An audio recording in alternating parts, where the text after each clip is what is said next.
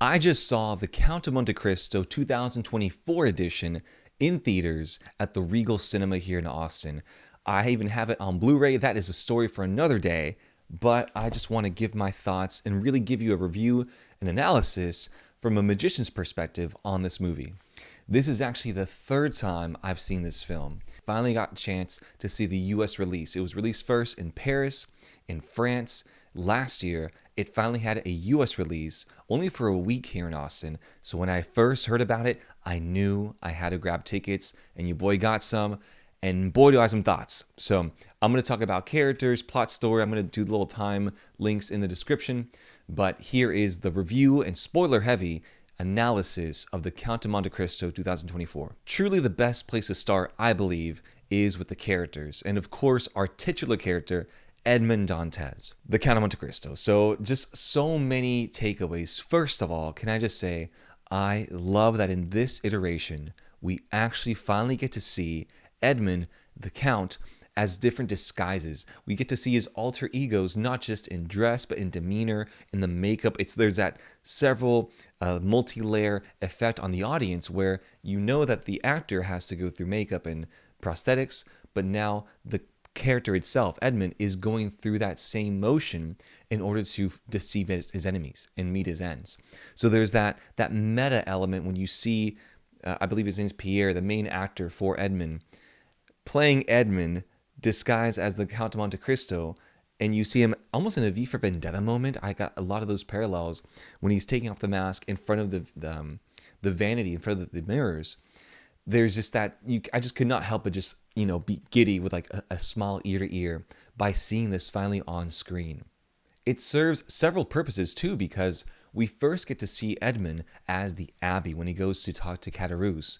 And when I first realized that no way, this is Edmond dressed as an old, priest basically to go talk to Caderousse, it really just boggled my mind. No way that they actually did it. Because in the books, which I have the book right here, voila, right? I'm actually going to reread this monster of a book. The last time I read it was about 10 years ago in the monastery in Colombia. Crazy story, right? From what I remember in the books, Edmond as the Abbé, Edmond doesn't need prosthetics or makeup. It's because he spent so much time underground, essentially, in the Chateau d'If, that his skin turned pale, and his skin basically takes a whole different hue. So there's actually no need for prosthetics or all this. And I believe that in the books, I actually can't remember if he wears makeup or not, but that's something I need to, check back and see. But I'm so glad that this movie did it, because not only you get to see the character, right? It's a very Tropic Thunder, I'm a dude playing a dude disguised as another dude moment, but you also get to see the actor's range.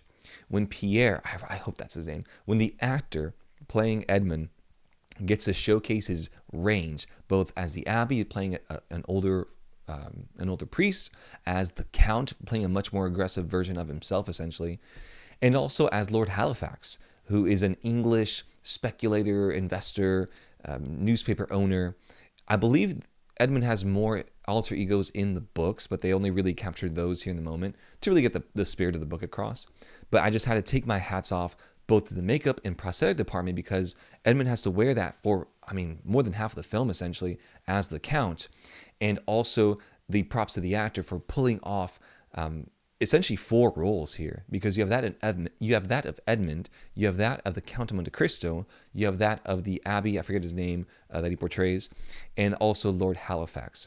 So those are four roles, four different mannerisms, ways of speaking, and everything that is part of a portrayal that I just want to take my hats off to the main actor who portrayed Edmond.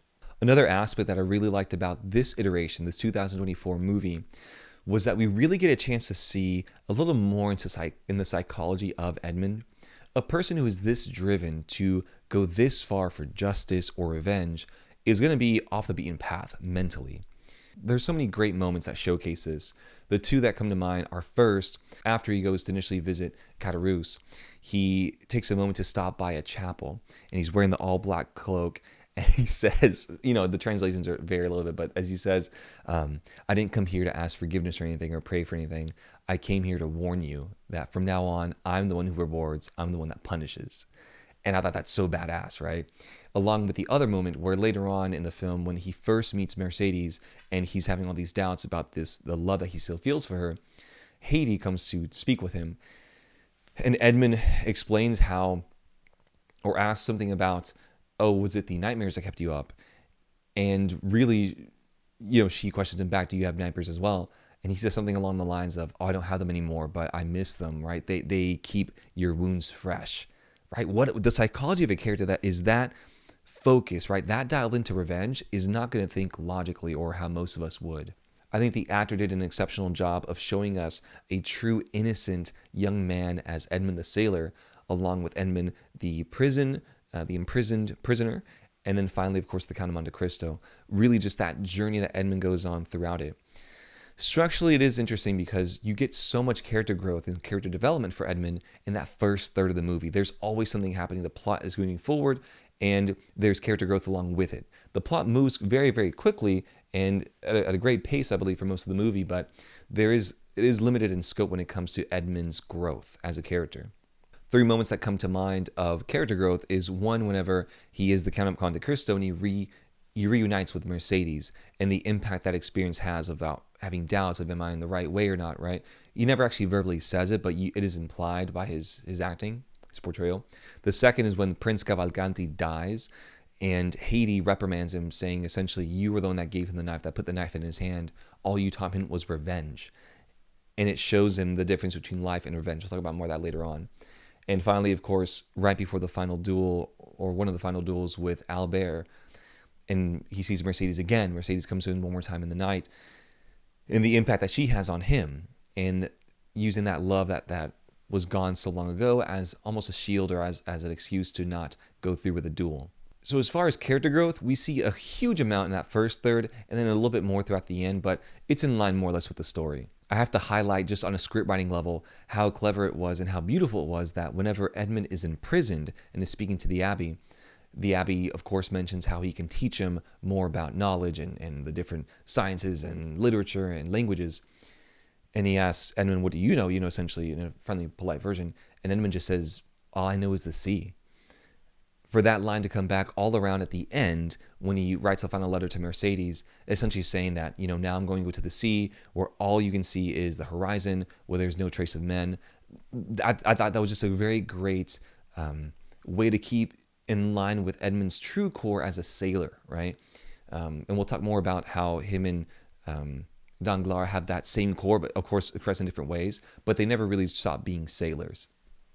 The way this movie ends really is interesting because, as opposed to in the books where Edmund ends up with Haiti, here Edmund just kind of rides off into the sunset on a boat, which I think is great. It's a very hopeful ending, but I do think it strays a little bit from the original tone and message of the book, where it really is analyzing the price that we pay for justice or revenge, and that no one truly wins in the end in that scenario. It's not so much a happy ending from what I remember in the books, but it's a much more heavy ending. But of course, I do need to reread this bad boy. One last note on Edmund also is that he's supposed to exact justice right at the end for having been wronged. But I think there is an interesting argument to be made that Edmund receives his reward. Not only does he get to receive the wealth of knowledge from the Abbey, which is a whole treasure in its own, but he is also able to be freed, right? 2 huge gifts already, right? In a sense, justice was paid. Not only that, he receives the treasure on Monte Cristo, that he could very happily live his life lavishly with no care and remorse moving forward. But Edmund, in a sense, those 3 were not rewards, they were tools to exact revenge. And it's so interesting for me on a philosophical level, right? How oftentimes we can be given something, and instead of understanding it as a reward on its own, we take it as a tool or as something else instead of appreciating it for what it is. And had Edmund learned that lesson from the Abbey of just the knowledge, just the freedom, and the treasure reward, that was more than enough justice, so to speak, from the universe. But of course, Edmund wants to have his cake and eat it too.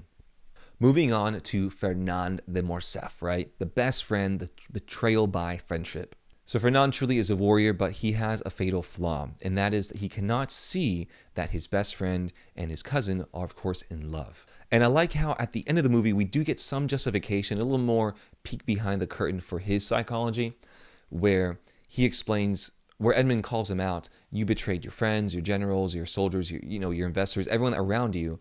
Who did you stay loyal to? Just yourself. You showed everyone your true face. I thought it was a great series of lines. But the retort from Fernand is exceptional because he says, no, you betrayed me first. And I wish they kind of would have harped on that a little bit more, because it doesn't, in the movie, there's not a lot of, I wish they would have sat on that line a little bit longer, because in the movie, they just go right into a fight.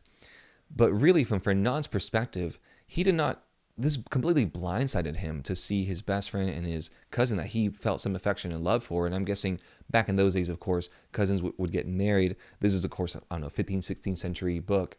But he is completely oblivious to this fact. And it is because of that fatal error that Fernand essentially writes his own demise. Without even speaking, of course, to betraying his best friend in Edmund and drafting the entire letter of accusation towards him that eventually, seals the deal and puts him behind bars. He really was blinded by his own love for Mercedes and for the jealousy that he felt for Edmund, along with the pride of class. So, of course, it's a blockbuster, so you have to have that sword battle at the end. But two questions I do want to bring up. First is maybe somewhat of a plot hole. How does Fernand know Edmund's name at the very end? We see a silent shot of Mercedes packing her bags and leaving. However, right after, Fernand pulls up to the Count's place and just starts calling him Edmund. So two things have to be implied for the audience. One, that Mercedes told Fernand that Edmund is the Count, but also we're supposed to assume that Fernand is just kind of cool with this and just kind of lets this happen and doesn't get angry, doesn't stop her, nothing like that. It's a little too much, but I can see why they did it for the sake of time to wrap up the story. And a final thought with the Count and Fernand. The Count is such an exacting person. Why would he leave it all to chance on a fight with Fernand? He goes through such great lengths for Villefort and for Danglars. I would think that he would go just as deep for Fernand to truly ruin him. Either way, I still think it's an epic reveal when Fernand pulls up. He's like, Edmund! And it really is Edmund without the mask, without the prosthetics, coming down and with just his face. I just can't talk enough about how much I love the visual difference between Edmund and the Count of Monte Cristo. Moving on to Villefort, the betrayal by law. Now in the books, he betrays his father, I believe, to protect the family name, and also because he's ambitious and he wants to keep scaling that corporate ladder. But truly, the whole Villefort revenge arc is so perfectly deconstructed in that fancy, elaborate dinner scene. This not only is just great writing, it's exceptional writing. How can you construct a scene where the audience knows something, the characters know something, but not all the characters know something? So there's this tension between the characters that know and the characters that do know and the audience that sees it all. And playing with that information, truly is, as Danglars says at the end of that scene, that the Count is a magician. And being a magician, what we're playing is with knowledge and who has knowledge of what at different times. It truly is a masterclass in acting, right? Because Edmund, as the Count, is of course recounting all this and still keeping a straight face while doing it. But also in the sense of the construction of the scene, because there's perfect plausible deniability. This is a very simple house for the Count to buy instead of having a lavish palace like he does in the rest of the film. But he justifies it by saying he was interested by it being haunted, right? This whole justification. And no, I'm playing with this, and we dug everything up, but we couldn't find it. And it wasn't until by accident that we actually struck as we were setting up these candles, these outdoor torches, that we landed on the crate, on the coffin. I just thought this scene was so masterfully done and so well acted, not just by the Count, but by everybody in the party. The actor who plays Villefort, along with the mistress, I forget her name as well. I totally believe their anxiety and their tension, and just that, imagine being in that scenario of having such a terrible event happen, but you have to relive it, but you can't show that emotion because you would betray yourself. So expertly done and truly in line with the Count of Monte Cristo. This is Machiavellian at his best. And it comes full circle, of course, that his justice is delivered in a court of law, although he's further killed by it. With Danglars, he is similar to Edmund in that he reflects that he at the core is still a sailor. However, Danglars from the very beginning was a very brutal sailor, right? There's nothing but evil there. And I do love that even though when he becomes wealthy, he never truly loses that scumminess, that swashbuckling sense of sailorship. He's still rough around the edges. I believe his best scene is at the dinner party when he's so excited and deranged and he wants to just keep finding out what is going on, even though his wife is being tormented by it, but he just loves it. He's just fascinated by the story. And yet again, it's a shining star for the Count of Monte Cristo to flex his intellectuality here. I don't even know if that's a word, but it sounded cool. Of putting Danglars in such a precarious financial decision, triangulating him against Lord Halifax with saying that all the ships were gone or stolen from the Marseille ports. But of course, he finds out through a wire beforehand, oh, wait, no, they're still there. Let me buy my own stocks. I'm going to go blast off to the moon, be super rich here. But of course, he needs the money from the Count. And of course, just that exceptional manipulation of behavior when he has Danglars in front of him along with Villefort and Fernand offer him, hey, this is literally everything I have all in one. I'm going to pay you back. Just I need the money to buy all my stocks. And the Count's like, I just don't speculate in the sea, which is so cool for the audience because, you know, he's a sailor and he loves the sea. Such a great line. And Danglars is like, no, please, like, we'll make it happen. Like, I'll pay you 20% more, like all this, you know. And the Count eventually just, okay, sure, if you really want it that bad, I'll do it, right? When you're going to take down an enemy, I'm down. I really do think that the Danglars angle and that whole revenge plot was handled very well, especially in that moment as far as that preparation for it. But I do regret saying that I believe I would have preferred a little bit of trade-off that would have trimmed off a little bit more off that dinner scene because it does take up so much of the movie to give us a little bit more of the juicy revenge toward Danglars. Because it literally happens right after Villefort. We see Villefort get accused at the court of law, then Danglars gets hit, and then Villefort gets killed. And I really wish that there would have been a little more time to breathe for the Danglars revenge point when it finally sticks, you know? My thoughts here are that I believe it would have made a lot more sense if we had the Villefort accusation, the Villefort death, and then we actually got to see Danglars in true financial ruin, see the actual ships. I know we see part of them get taken with Caderousse in his favor getting called in, but it would have been interesting to see either a newspaper or something more visual, more, you know, Danglars getting kicked out of his house, something more revenge, you know, satisfactory that we could really say, oh no, he really is ruined, because it's the quintessential quote of filmmaking, right? Show, don't tell. And here we are told by the Count himself, you're ruined, which sounds dope, it's great, but you don't really get that impact. There is that weight, though, of that one line where the Count says, not only am I brutal, but I know it and I'm proud of it, which you do get that full circle moment when Danglars said that to Edmond back when at the very beginning of the movie when he saved Angèle. They did miss out on a spot on having something more visual for Danglars. Truly one of my few grabs of the film. Mercedes, wow. I believed every single moment she was in, and I believe every emotion that she delivered. She truly embodies this character through and through. And just a huge props to the makeup, the wardrobe department, because whenever she's young, she looks young. Whenever she is older and mature and a married woman, she looks that part. Like it really is crazy, both for Edmond, both for Lord Halifax, and also for Mercedes, along with Fernand, right, along with the eye patch, to show this progression of time that you have. You know, I guess they're in like their late teens, early 20s at the beginning of the film to, you know, late 30s, early 40s. It's quite a progression of time, and I bought it from every single actor, and Mercedes delivered. Now, her role really is limited in the movie and also just by the nature of the story, but I believe that they did a great job of showing a little more agency from her with the fact that she really is the only one that can reach and impact Edmond. There's a couple times she does this. The first is the first time they re-meet as the Count of Monte Cristo, as Albert introduces him. And the Count, of course, Edmond has that whole kind of mental doubt breakdown a little bit where he has to rethink and re-justify, do I really go through with this, even though I know I love Mercedes still? And the second is right before the duel with Albert, where she basically pleads for Albert's life for Edmond to spare him. And she's able to reach him. I do love that they stick very close to the book here. I believe, I could be wrong, but I believe in the book, Mercedes does end up alone and returns to Marseille. And I think that, I'm glad that they did that here with this iteration of the film because it really is more of a realistic end. And I do like that she gets that letter at the end from him to have some sort of finality, some sort of closure to that story. And I believe it must be equally satisfying, both for Edmond, but also for Mercedes, to know that their children, right, that Albert and that Haiti will live on and really live the love that they should have shared. They will live it and they will experience it. I also can't help but feel that Mercedes is not necessarily done dirty, but I don't know exactly how much she can be faulted for, because from her perspective, Edmond was dead. So she decides to marry Fernand, right, in a whether you call it in a time of comfort or just, you know, drastic situation or whatever. But it's hard for me to really justify what she did wrong. I do understand that she betrayed the love for Edmund, but from her perspective, Edmund was dead. So was she just supposed just to not marry, not to do anything with her life until she died, you know? So I actually give Mercedes a lot more leeway in this. I do see where the Count is coming from, but I think there's a little more grace that should be given to her. The final character I want to talk about is, of course, the Abbé Faria. And wow, what a true embodiment of the mentor. I love that we still keep his refined but still kooky demeanor.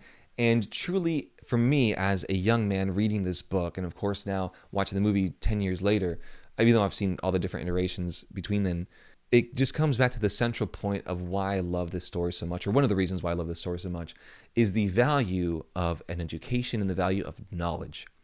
Specifically, the Abbé has an entire library in his brain, right? All the different languages about economics, politics, history.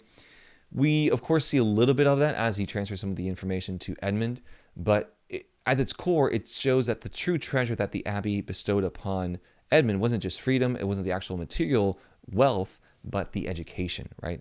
Now, there's also another portion that I believe is covered more in the books, where the Abbé actually teaches Edmund how to fight, and also about human psychology, because Edmund, of course, puts all the factual, subject-driven things to play, but truly, Edmund, as the Count of Monte Cristo, is a master of human nature and human psychology. And I love that the Abbé teaches Edmund not just what to think, but also how to think and how to think through things. There's a moment, I believe, in the books where the Abbé actually helps Edmund decipher how exactly and why he was imprisoned and who's actually to blame. I believe that would be the only missing scene from this movie.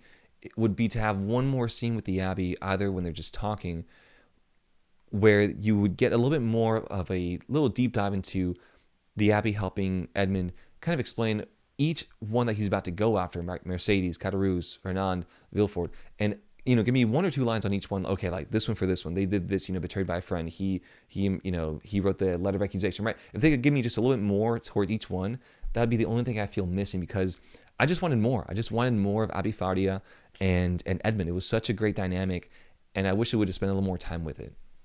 Plot and story. Here are my thoughts about it. First, it really comes down to adaptation. In this version, it really is that they punched up the highs and they lowered the lows, in the sense that there's more contrast between the highs and lows of the characters, right? That they go through a higher and lower arc. I, of course, can't help but think of the 2002 version of the Count of Monte Cristo with Jim Caviezel, Richard Harris, and Guy Pearce. For example, in that movie, Edmund gets detained at his house with his father, and I believe Mercedes is in that scene as well, but it's like him at his father's house, where he gets detained and arrested. But of course, in this movie, they punch it up, so they have him arrested right at his wedding, right, while the whole thing is going on, right? So it's another way of still keeping the same spirit or the same series of events, but just tweaking it slightly and make it a little bit more interesting, a little more visceral. It's also interesting because it brings up the question of adaptation. And whenever you are adapting a book to a movie, there are certain concessions that have to be made, of course, for the sake of time. By its very nature, you cannot adapt everything. It would be interesting to see this done as a miniseries. I believe they're actually it just got done in 2024 as well. Another miniseries. I believe Jeremy Irons is in that one. I have to check that one out. But one of the benefits of having more runtime is you can dig in deeper and really flesh out all the different characters. Although I believe they did an amazing job here with not just 3 hours, but for 3 hours, this is the best version, I believe, of the Count of Monte Cristo with this runtime. In addition, the question of adaptation is also the question of artistically, the idea between what you want to say and how you want to say it. Whenever you bring an original idea, let's say Inception as a movie, the director, Christopher Nolan, and the writing team and everyone there, the writers, they are truly saying something through that art form, and they choose to say it how they want to. When you are adapting a property, for example, The Hunger Games, the original author already had something to say, but you can, of course, tweak it a little bit to make it better say something else or how you want to say it, right? But the core is still there. I think the writers and directors for this version of the film did an exceptional job of more or less taking a step back and letting the story speak from itself, but of course modernizing or adapting a couple little things to be fresh still in people's minds, but still carrying the same spirit of the book. One clear example is that of the jail cells. I just can't help but, compare it to the 2002 version because it's the same source material, of course, interpreted and adapted slightly differently. In the 2002 version, they use the mechanic where the jail cells will knock on the door and ask for the plate to give you food as a way of checking in on the convicts, on the prisoners. Here, the prisons are essentially, holes in the ground, and the prison guards come up and just hit it and say, "How are you alive? Vivo?" So it's that same spirit of the mechanic, just a little bit slightly different, right? In this way, he keeps the same spirit of the idea, but it's fresh for the audience who's already seen another version of it before.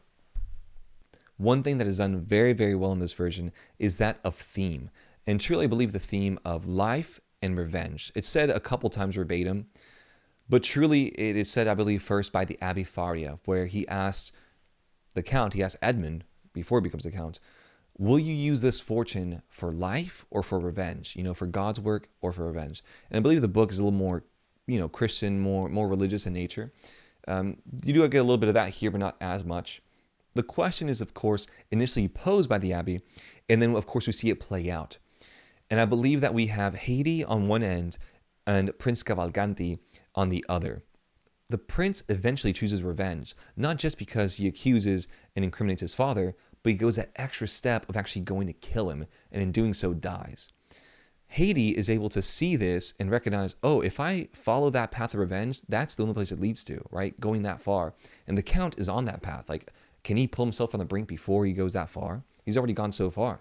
And Haiti instead chooses life and is also allowed to have that choice at the end when Albert's life is spared. But each of the different characters in this story, and of course the different actions the Count takes, are really distilled between life and revenge. We also get as close as we can to forgiveness, although it's not true forgiveness. At that final duel between Edmund and Fernand, Edmund actually spares Fernand. And he says something along the lines, the translations have been different, something along the lines of, those who die eventually are forgiven in their grief. So I'm not going to let you die, so I don't have to forgive you, basically. And it's just a cool thing of, I can let you live, but I don't have to forgive you vibe. Although I do wish that we would get more justification as to what exactly made Edmund change his mind, because he starts the fight looking to kill Fernand, and I guess halfway through he's like, oh, I guess I'm just not going to go through with it. So it would have been more interesting, I believe, for an audience perspective, just to get more understanding why he chose to let him live. I also want to briefly touch on the importance of subtitles in a film. This, like I said, was the third time I've seen this movie, and each time I've seen a different subtitle translation. And it really changes the experience of the film. I don't speak French, but this movie has me understanding French, or at least I believe I understand some of the lines in French now after seeing it so many times. Let me give you a clear example. I take you back to the scene where Haiti has just gone on the date in the gardens with Albert. She returns back to report to the Count of Monte Cristo. And she has gloves in her hands, and she eventually throws him into the fire, right? We remember that scene. Now, in tonight's theatrical release of it, the line is something along the lines of, he couldn't stop kissing the gloves. He could not stop kissing the gloves. However, in another version I saw, the line was, his lips touched that. And of course, it communicates more or less the same spirit of, oh, Albert touched this, that's why I'm burning the spirit that I still have hate towards this guy. But I just love, I think it was a lot cleaner said, oh, his lips touched that, right? Like there's that despising nature, that bite to it, right?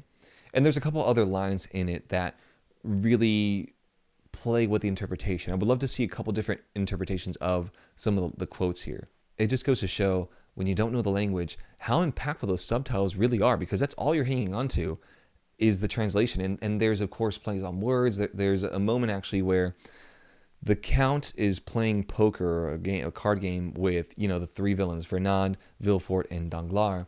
And Danglars makes a joke about something about he doesn't like foreigners, but he says something along the lines of you can count on a count to count, something like that, right? And Villefort's like, you're a poet. Well, I don't know French, but I know enough about languages to know that there's a play on words there that we're not getting in English. And it's just the nature of translations and seeing something in the original film. So I do recognize that there is something lost in that translation. And I'm also curious. I tried to pick it up this time for the third time. I'm going to watch it again, so I'll try to pick it up this time. But I believe Edmund shifts his voice slightly. I believe the actor playing Edmund shifts his voice slightly between Edmund and the Count of Monte Cristo. They're not the same voices. I believe Edmund's naturally is a little bit higher pitch. I don't know exactly, but I need to re-watch it, fourth time. But something to kind of keep an eye out for is just those little distinctions and adjustments to the voice that really, sell the character.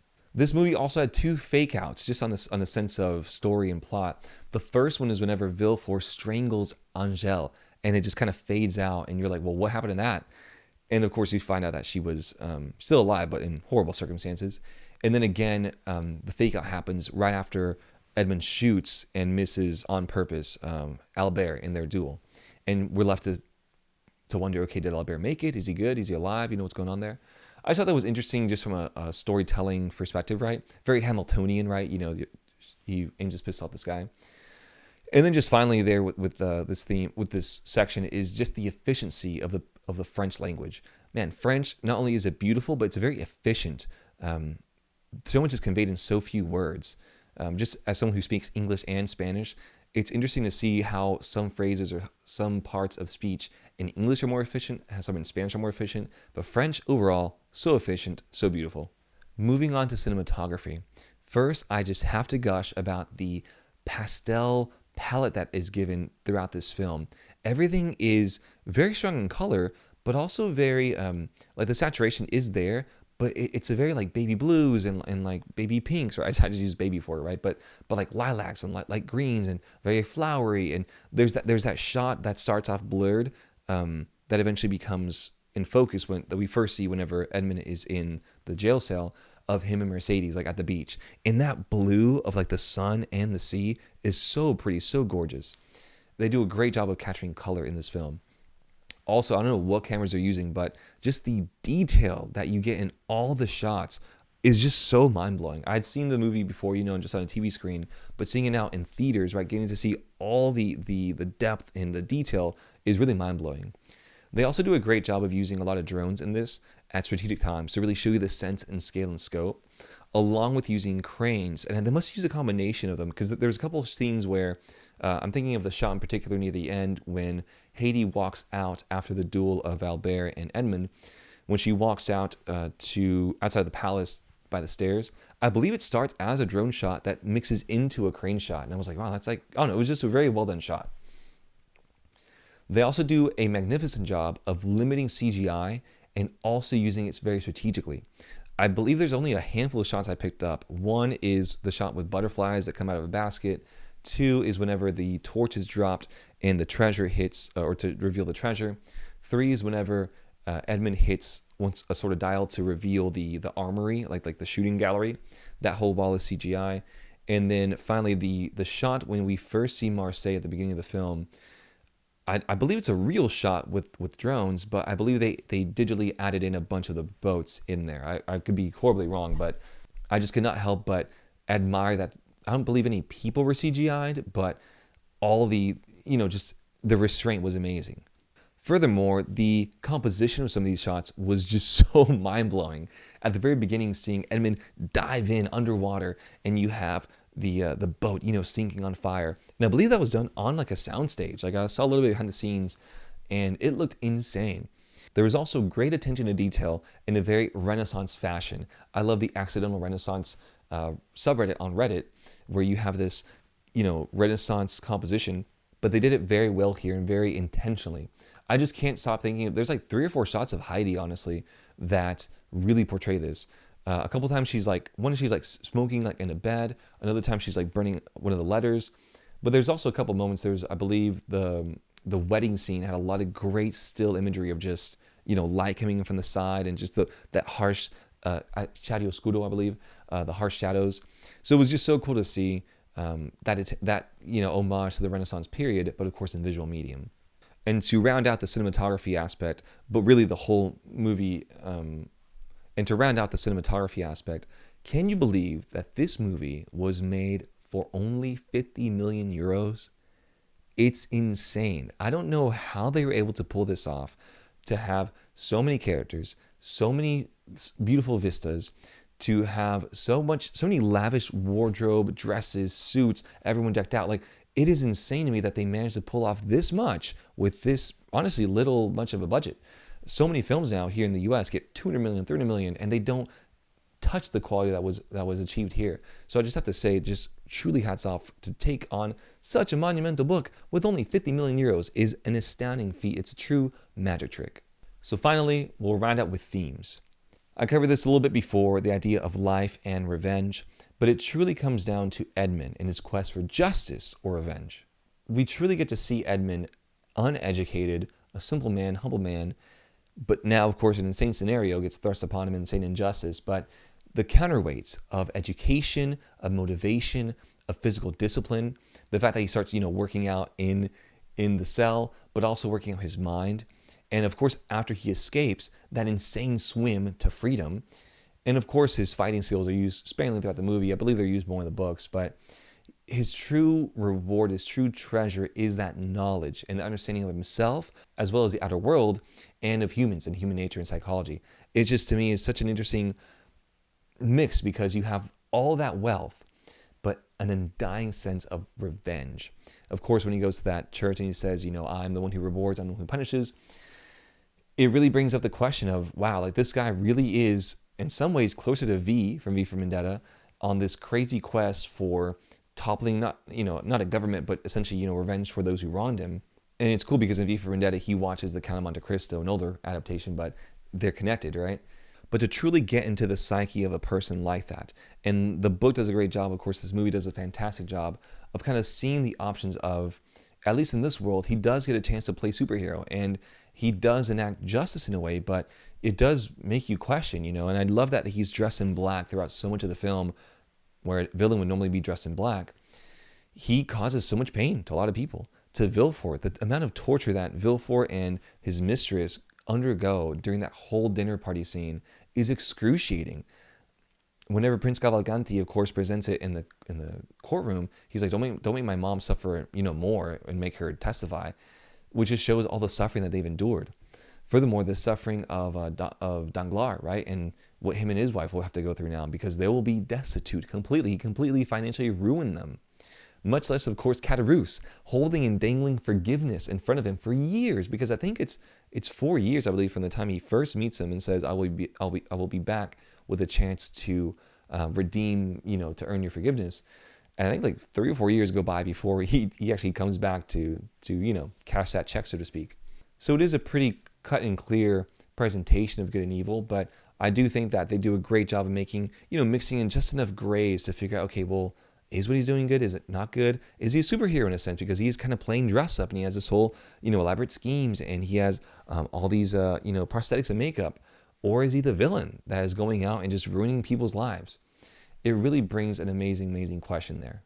So just closing remarks, this is an incredible adaptation to one of my favorite books of all time. And I'm so thankful that we finally get a chance to see a true adaptation to this novel. I just can't help but think of Spider-Man 2 on PlayStation 2 because that game was like the definitive Spider-Man game.